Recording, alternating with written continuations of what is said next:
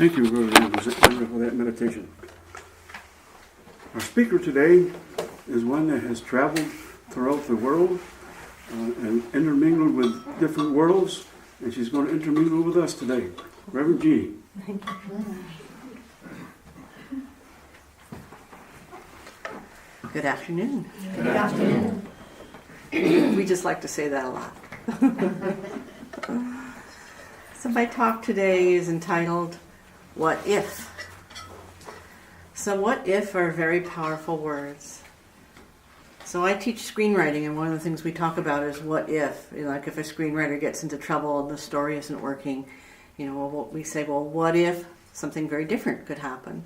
And it's a way of helping the mind see new possibilities, see things differently instead of getting locked into something. So let's say we have, a hero, and the old lady next door knocks on the door and says, help, help, help, save my cat. And the hero says, well, I can't. I've got this important presentation at work today. I can't help you. And, sorry, your cat's up a tree. Hero goes on to work. Well, we could say to that screenwriter, well, what if that hero chose something different? What if that hero said, okay, I know I've got this important thing, but I'm going to help you. I'm going to get your cat out of the tree. And so the hero goes and gets the cat out of the tree. He's late for work, but he saves the cat. And he really helps the lady. And of course, we feel very differently about this hero, right? And then, of course, maybe the lady has a lovely daughter that he meets because he saved her cat. And he tells his boss that he was late because he saved the neighbor's cat. And his boss is a cat lover. He gets promoted. I mean, all kinds of wonderful things could happen, right? Because instead of just being in his fixed perspective of thinking that he had to go on this track, he said, well, what if? What if I did something different and made a different choice? So sometimes we have things in our life, the what is with a small s, the details of our lives that we are not so happy with, or maybe we've outgrown them. And this is a good opportunity to say, well, what if? And that leads us to the bigger what is with a capital I. So instead of just the circumstances running us, we can ask a new question and say, well, what if I made a different choice? What would happen then? And this is part of our metaphysical training here. Reverend David always talks about going beyond. We're always going beyond. So we're not just necessarily stuck with the details of our world. We could say, what if? And so my big what if for all of us, for myself, is to say, well, what if I viewed all creatures as conscious? So that means all humans, all animals, all trees, all flowers, all mountains. What if I lived my life from the point of view that they're all conscious? How would that change how I interact with them, with all of you, with myself? It's kind of an exciting idea to think like that. And it's not a new idea. It's a very, very old idea. In fact, the Aboriginals believe this. And if you've been in Reverend Howard's dream class, you've probably heard him talk about the Aboriginals, what they call their dream time, because they believe that the dream world is the real world and the awake world is the unreal, which is kind of different from what we do in Western society. We think this is the real world and that dream thing is just like this weird thing. Instead of seeing the dream world, or what they call dream time, as the vehicle of creation.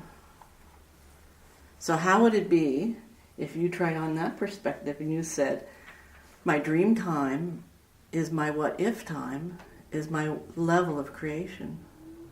What would that do? Well, how would that change how you relate to your own dreams and to your time in the unconscious realms? What would it be like if you view those as being what's really real? It's an interesting thing to think about. So the Aboriginals is very interesting because they believe, of course, that everything is spirit. They believe that all animals are carrying spirits. Ancestors can come through animals, through trees, through birds, through the sky, through the clouds. All these things, the Hawaiians believe this. Many cultures, Native Americans believe this. We're kind of unique in not believing that. We're the weird ones because we have forgotten as a culture, not you individually, but as a culture we have gotten separated from the idea that all living things are conscious. They may have levels of consciousness just as humans have levels of consciousness, but the fact is they are all conscious and they all carry spirit. So the Aboriginals, it's believed that their culture is 40,000 years old. That's at least as long as we know about. So they have these songs that carry their history. These are called history songs.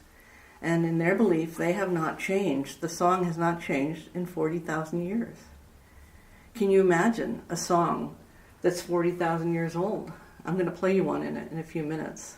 You may or may not like it because it's very different to our Western musical ear. And it's very easy to say, oh, I don't like that sound, if you're not familiar with the didgeridoo, the Aboriginal instrument, which is a hollowed out tree. And remember, these are people who have almost no possessions. I mean, they're nomadic, so they're not going to carry around heavy instruments, right? So they have just maybe their hunting supplies and a few little things and a didgeridoo, a very few little possessions. Can you imagine? What if you had so little possessions? I mean, it's just such an interesting thing to think about. I know I'm pretty attached to my possessions, but it's really interesting to think about not being so attached to having this, more nomadic lifestyle. So it's interesting about these history songs. They believe that they're not making music, but that the spirit of the music is making them. So it's a different approach. So they really view that the ancestors and the spirits are coming through the music, and they're just kind of, as we would say here, channeling, right? They're channeling that energy, which is a very different approach. Just, we think of music sometimes as entertainment or, just a way to change mood or whatever. But they really view music as not some trivial activity, but rather that is a form of prayer, that is a form of connection with the all that is. So what was interesting is that in around the late 1800s, they brought a lot of white construction workers to Australia, and they had, of course, what did they do? They had sex with all the Aboriginal women, and then, of course, there were these what they called half-caste babies, which were half white, half Aboriginal. And there was this act in, I think it was 1869, it was the Aboriginal, they called it the Victorian Aboriginal Protection Act, 1869. And this law authorized the white government officials to take the children, to take the half-caste children, because they felt they were, they had to be civilized, and they had to get rid of their savagery because they were half white and half Aboriginal. So they took 100,000 children, and when I say took, I mean take them out of their mother's arms, screaming, the whole thing. They took 100,000 children, put them in these schools, which were really just training them to be menial labor, and they told them they couldn't have their language. They said stop jabbering when they would speak Aboriginal, and they took away their music, and they took away their culture, and they took away their connections to the land. And, you'd think, anybody have any idea when this practice stopped? 1970. Wow. Yeah. So it's called the stolen generation because so many children lost their lives, that being with their mothers, and of course there were no fathers in those situations. I mean, it was just amazing what has gone on, and it's all because these so-called good-intentioned people believed that their level of consciousness, their lifestyle, was superior to the savages. And this is what allowed them to justify taking these children and turning them into perfect little white students and singing the Christian songs, and and this has happened all over the world. It's not just one country that's done this. Every culture that you can name pretty much has done this to some other culture, all on the belief that my consciousness is better than yours. My religion, my whatever it is, color of skin, politics is better than yours, and therefore I have the right to take something from you, your culture, your freedom. And this is what happens when we forget that we're all equal in consciousness, because that changes how we relate to the trees and to the animals and to each other.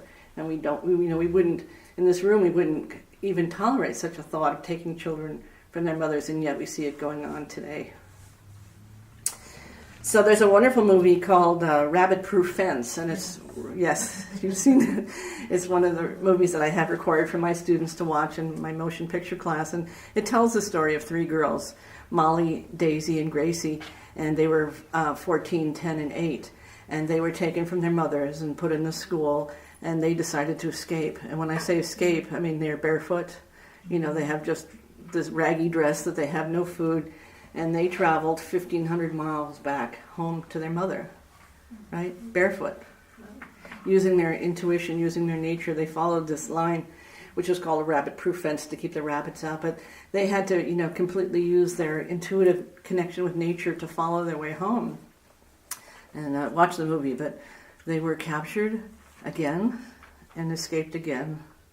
1,500 miles. I mean, can you imagine walking 1,500 miles barefoot, without water, without a sleeping bag, without any of the things that we consider absolutely essential? But they just knew that there was a better way, that they needed to be back to their natural world.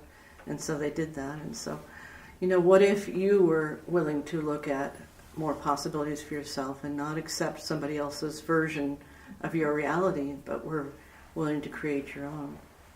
So I just find that movie very inspiring. Maybe you will too. So I want to play you a piece of music. And before I do, I just want to tell you, this is didgeridoo music. Like, we have an idea about breathing. We think you can either breathe in or breathe out, right? That's our idea about breathing. It informs our spiritual practice even. But they believe that you can do what's called circular breathing, which means that they are continuously breathing in and continuously breathing out. And that's how this sound is created.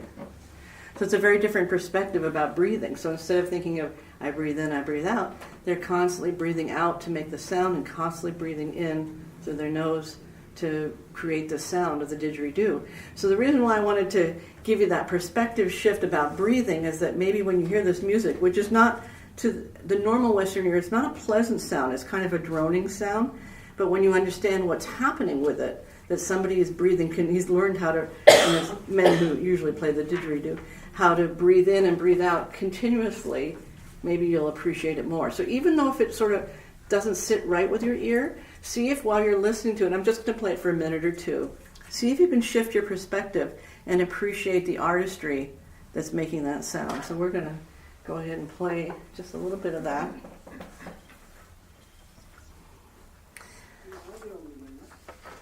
I think that's just him announcing it.